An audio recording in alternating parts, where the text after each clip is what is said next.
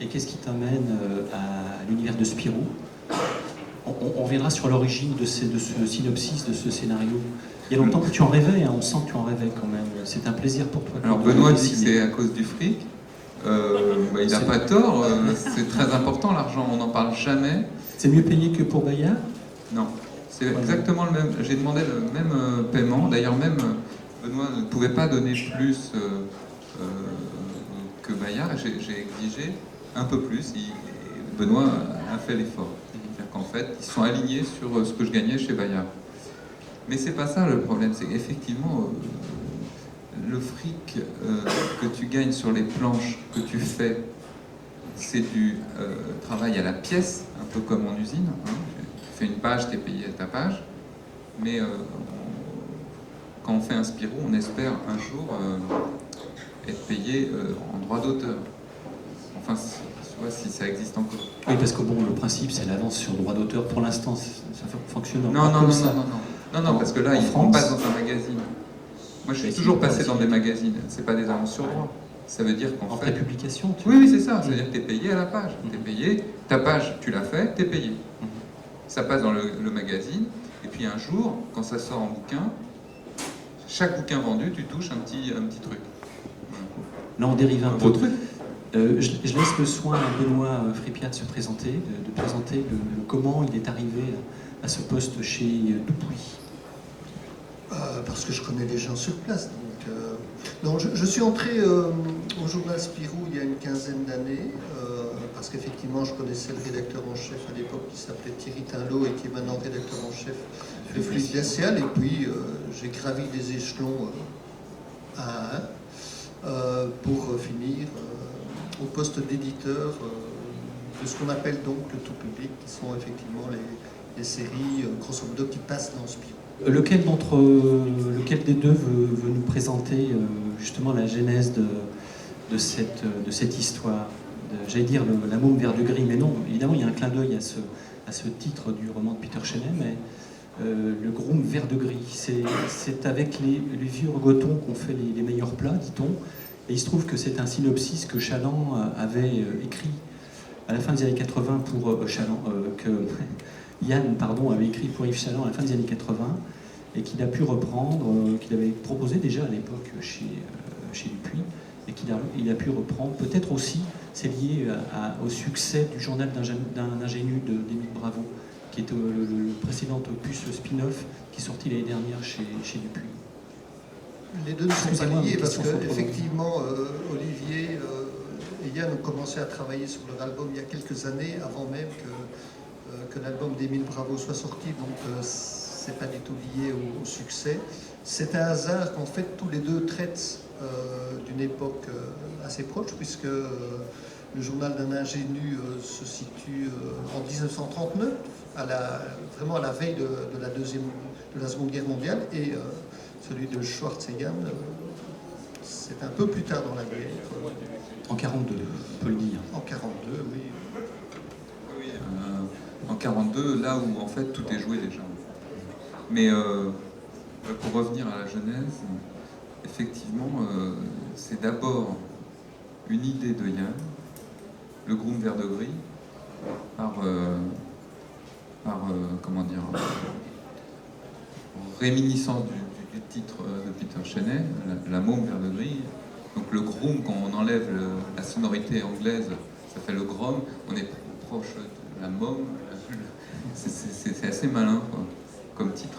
Il l'a proposé avec un synopsis qu'il a écrit à Yves Chaland, donc il y a 20 ans, je ne sais pas exactement la date. 88, j'ai lu voilà, ici ou là. Et en fait, d'après Yann, Yves Chaland a réécrit avec lui, d'abord a réécrit tout seul une partie du scénar, et n'était pas pour le groom vert de gris comme titre.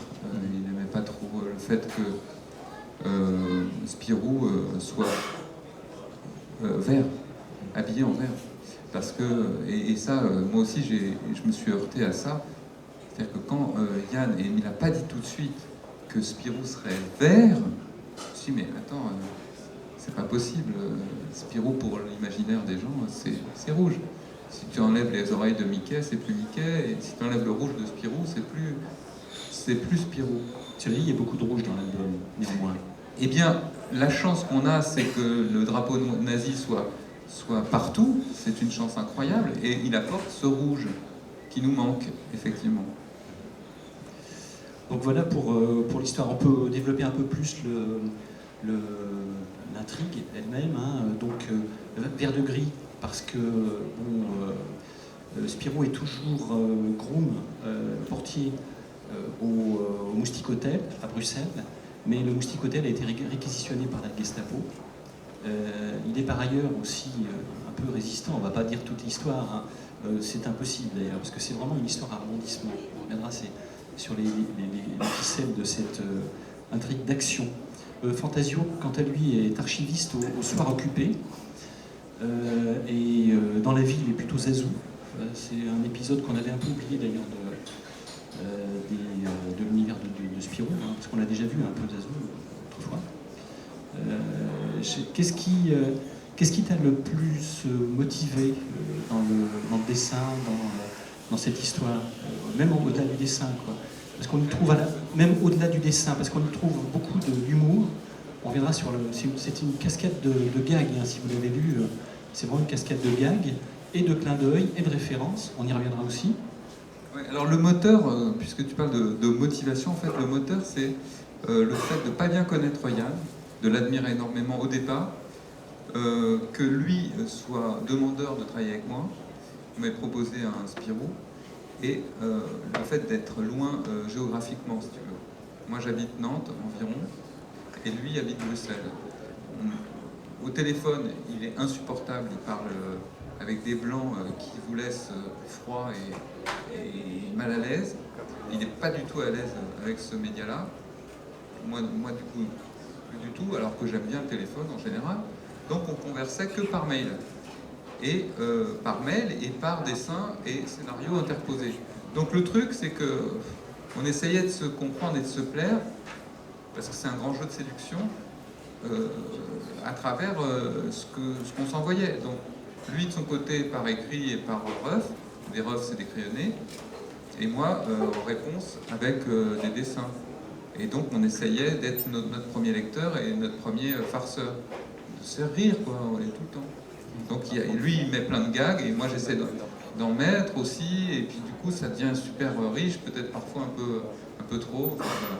Vous avez le sentiment que c'est un peu trop parfois? Ouais, parfois. Enfin, moi j'ai adoré, hein. Personnellement j'ai adoré parce qu'il y a justement des références à la fois à l'univers de Spirou, beaucoup à l'univers de Tintin. On reviendra aussi sur ce crossover permanent entre l'univers de Tintin et... enfin, il y a beaucoup de passerelles qui sont données. Et puis des références à beaucoup de choses de cette époque, à l'univers de Yann lui-même d'ailleurs. Hein.